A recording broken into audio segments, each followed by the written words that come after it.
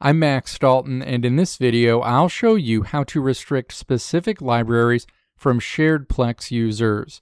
Step 1.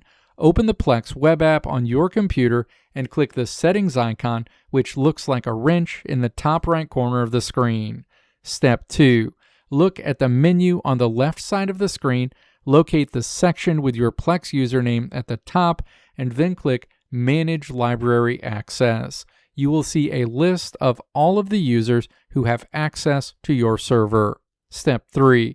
Find the user you want to restrict and click anywhere on their row to open their specific access settings.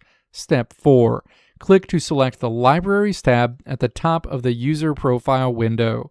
This displays a list of all the media servers and individual libraries you currently host, and what this user has access to on those servers. Step 5. Find the server where you want to modify this user's library access and then click Edit associated with that server. Step 6. Uncheck the boxes next to the specific libraries you want to hide from this user. If you want to block everything on a server, you can uncheck the box next to all of the libraries. Step 7. Click Save Changes at the bottom of the window when you're finished. The restricted libraries will instantly disappear from that user's Plex menu.